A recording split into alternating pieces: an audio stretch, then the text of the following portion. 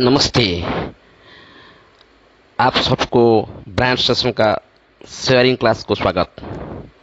आज हम special test के बारे डिस्कस करेंगे। वैसे तो हम एक्सेल की कई सारी बेसिक चीज़ें जान चुके हैं, लेकिन आज की क्लास में हम और कुछ ऐसी बेसिक चीज़ें सीखेंगे जिनकी हमें आगे ज़रूरत पड़ सकती है। जैसे कि एक्सेल में रॉ और कॉलम तो आप जानते ही हैं, लेकिन अगर ज़रूरत पड़ने पर किसी टेबल में रॉ और कॉलम को इंसर्ट करना पड़े, यानी कि एक लाइन और बीच में जोड़नी पड़े या किसी को हटाना पड़े, तो वो हम कैसे करेंगे।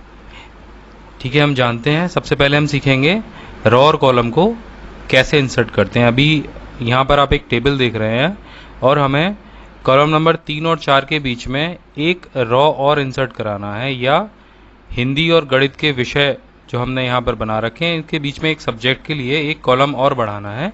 तो वो हम कैसे करेंगे। तो सबसे पहले हम जानते हैं कि हम रॉ इंसर्ट कैसे करेंगे। आपको जिस भी रॉ के ऊपर, मानिए 4 के ऊपर एक रॉ इंसर्ट कराना है या 5 के ऊपर कराना है, तो हम 4 को सेलेक्ट करेंगे इस तरीके से। ये देखिए मेरा एरो यहाँ पर जा रहा है, ऐसे सेलेक्ट नहीं करेंगे इसको, इसको ऐसे सेलेक्ट करेंगे और माउस से राइट क्लिक करेंगे। यहाँ पर आपको इंसर्ट का एक ऑप्शन दिखाई देगा, आप सीधे सीधे यहाँ से इंसर्ट को दबा दीजिए।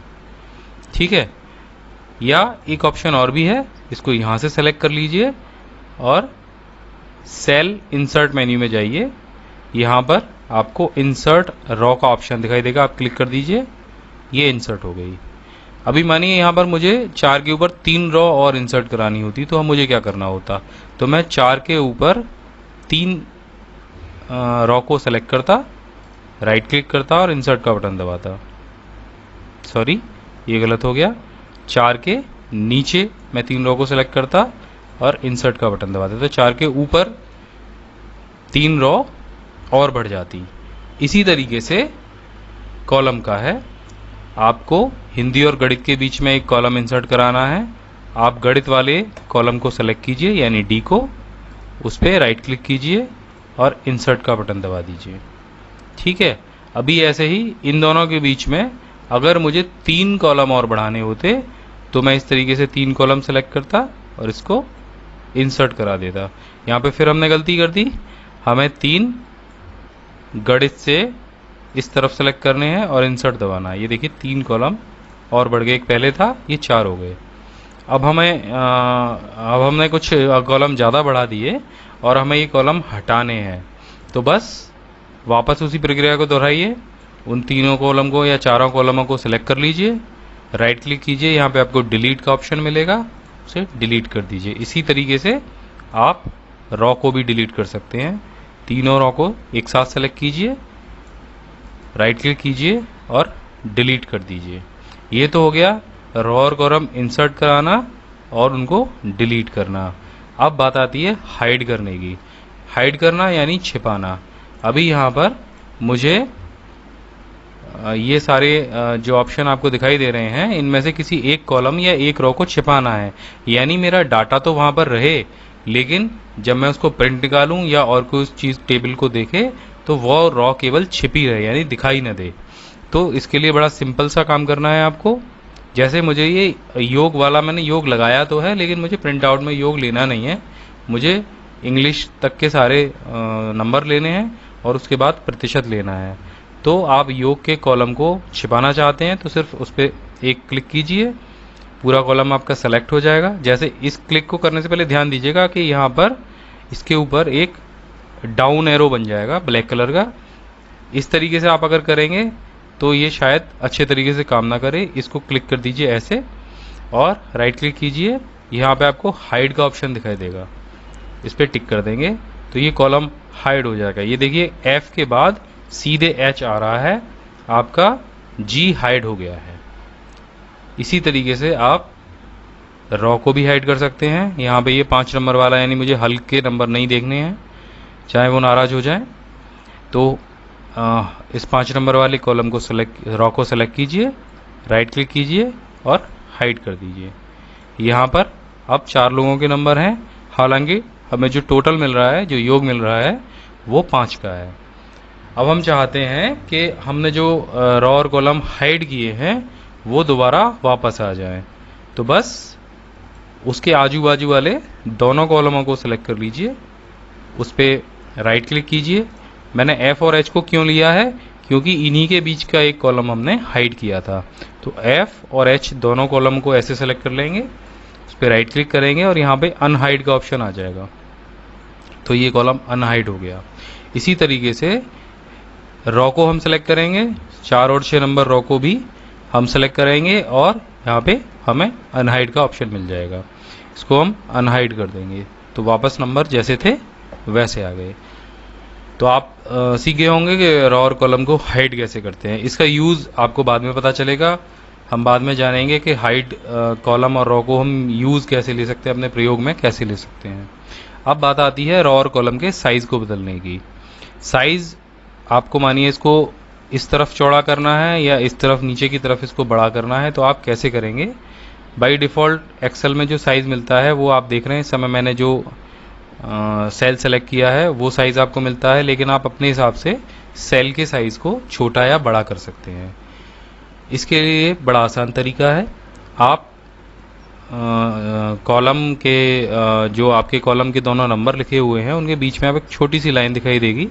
जब इस लाइन पर आप अपना माउस का कर्सर ले जाएंगे तो ये 2 साइड तीर बन जाएंगे इस पे, बस यहीं इसको क्लिक कर लीजिए और आप कॉलम की विड्थ को अपने हिसाब से चेंज कर सकते हैं। ये देखिए, मुझे और बड़ा कॉलम चाहिए, मैंने इसकी विड्थ को और बढ़ा दिया और छोटा कर दिया। इसी तरीके से आप रॉ की भी हाइट को बदल सकते हैं। रॉ की ये देखिए सेल, ये जो एक सिलेक्शन वाले सारे सेल हैं एक लाइन के, इस रॉ के जितने भी सेल हैं वो सभी बदल जाएंगे, सभी की हाइट चेंज हो जाएगी। इसी तरीके से कॉलम की भी विड्थ यानी कि लंबाई बदल जाएगी। ये देखिए, ये देखिए, अगर आप चाहते हैं कि आप एक साथ सभी का सेल्स की विड्थ को चेंज करें तो आप एक साथ सभी सेलों को सेलेक्ट कर लीजिए, फिर एक किसी कॉलम के बीच में जाइए और वहाँ पर बदल दीजिए। देखिए एक साथ सभी कॉलम्स की विड्थ बदल जाएगी। इसी तरीके से आप रॉ की हाइट को बदलना चाहते हैं तो आप सभी रॉ को सेलेक्ट कर लीजिए और उसको किसी भी एक रॉ के बीच में जाके उसको पकड़ के खींचिए तो सभी रॉ की हाइट बदलने लग जाएगी। अब यहाँ पर एक चीज़ और भी है कि अगर आप चाहते हैं कि ये ऑटोमेटिकली फिक्स हो जाए, यानी कि आपने जो भी कंटेंट कॉलम्स में लिख रखा है ये उस कंटेंट के हिसाब से ऑटोमेटिक फिक्स हो जाए, तो आप सिर्फ इसको सेलेक्ट कर लीजिए। आपको यहाँ फॉर्मेट में ऑटो फिट टू रॉ और auto fit column width, auto fit raw height और ऑटो फिट कॉलम विड्थ के ऑप्शन दिखाई देंगे। अब जैसे आपको रॉ की हाइट आपकी किसी सेल की अलग है, इस सेल की अलग है, इस सेल की अलग है, इस सेल की अलग है, और आपको ये सारे बराबर बराबर करने हैं, तो या तो ये तरीका है आप माउस से सेलेक्ट कीजिए और इनको बराबर कर लीजिए अपने हिसाब से, नहीं तो आप इस ऑप्शन को यूज़ कीजिए, इसमें सभी को सेलेक्ट कर लीजिए और auto fit to row height, तो ये अपने आप ऑटो फिट हो जाएगा।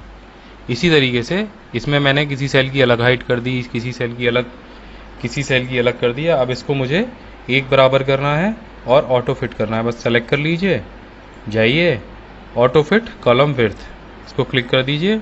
ये आपके कंटेंट के हिसाब से, यानी आपने जो भी अंदर लिख रखा है उसके हिसाब से उसकी विड्थ को यानी लंबाई को बिल्कुल ठीक कर देगा।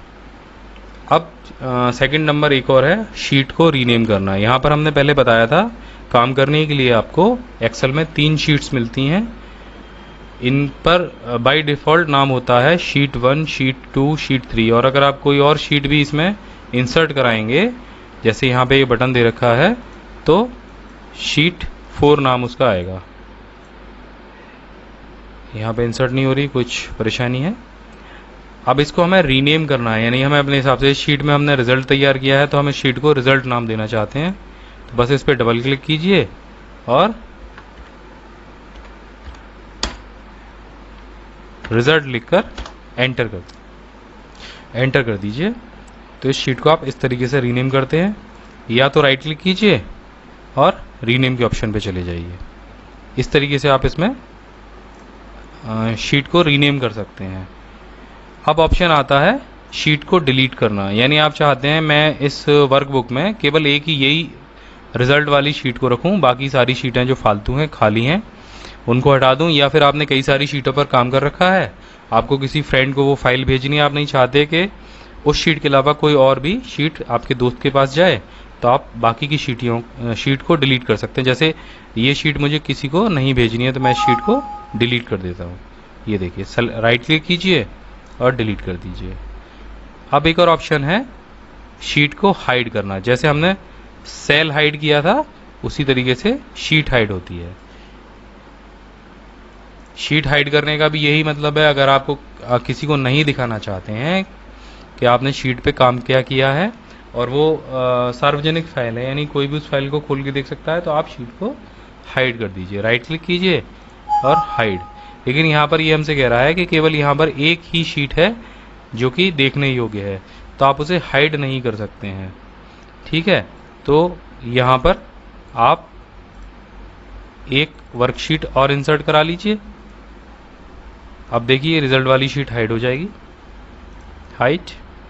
अब आपको यहाँ पे सिर्फ एक ही शीट दिखाई दे रही है और कोई शीट नहीं है। अब हमें वो शीट दोबारा चाहिए। हमें अगर देखनी है जो हमने शीट हाइड की है वो कौन सी शीट है, उसे वापस कैसे लाया जाएगा। बस किसी भी शीट पर राइट क्लिक कीजिए, यहाँ आपको अनहाइड का ऑप्शन मिलेगा, इस पर क्लिक कर दीजिए। जब आप अनहाइड का बटन दबाएंगे तो आपको जितनी भी शीटें आपने हाइड कर रखी होंगी उन सब की एक लिस्ट मिल जाएगी, उनके नाम मिल जाएंगे। तो हमने यहाँ पे कौन सी शीट हाइड की थी, रिजल्ट वाली, तो उसको केवल एक ही शीट है यहाँ पे, उसे सेलेक्ट कर लीजिए और ओके कीजिए। ये देखिए वो शीट वापस आ गई। इसके बाद एक ऑप्शन और है टैब कलर। टैब कलर से मतलब यही है शीट के अलग अलग कलर होना। मैं चाहता हूँ मेरी रिजल्ट वाली जितनी मैंने मानिए 10 रिजल्ट तैयार किए हैं, class first, class second, class third, class fourth, और उनके अलग अलग मुझे पढ़ने की ज़रूरत ना हो, मैं केवल कलर देख के पहचान लूँ कि वो जो शीट है वो उस पर किस क्लास का रिजल्ट मैंने बनाया था। तो मैंने ये जो रिजल्ट है मैं चाहता हूँ इसका शीट रेड कलर से दिखाई दे। अभी तो ये कुछ स्काई ब्लू है, तो यहाँ पे टैब कलर का ऑप्शन आएगा, इस पर राइट क्लिक कीजिए और मैं चाहता हूँ ये रेड कलर से दिखाई दे, यहाँ पे रेड कलर दे दीजिए। ये देखिए रिजल्ट की शीट का जो कलर है वो रेड हो गया। इसी तरीके से इस शीट का भी कलर आप अलग कर सकते हैं। इस पे मानिए आप किसी और क्लास का रिजल्ट तैयार कर रहे हैं तो उस क्लास को कलर कोड दे दीजिए, तो ये लाइट ब्लू कलर है, तो ये वाली जो रिजल्ट है वो रेड कलर पे है और ये वाली जो शीट है वो आपने लाइट ब्लू कलर दे दिया। इस तरीके से आप अपनी शीट को अलग अलग कलर भी दे सकते हैं। आज हमने एक्सेल के कुछ और बेसिक्स सीखे हैं, इसके बाद हम आगे एक्सेल की कुछ और चीज़ें भी जानेंगे। तो आप जुड़े रहिए हमारी स्मार्ट क्लास से। अगर आपको ये पसंद आया है तो आप इसे सब्सक्राइब कीजिए, दोस्तों के साथ शेयर कीजिए और कमेंट कीजिए। धन्यवाद।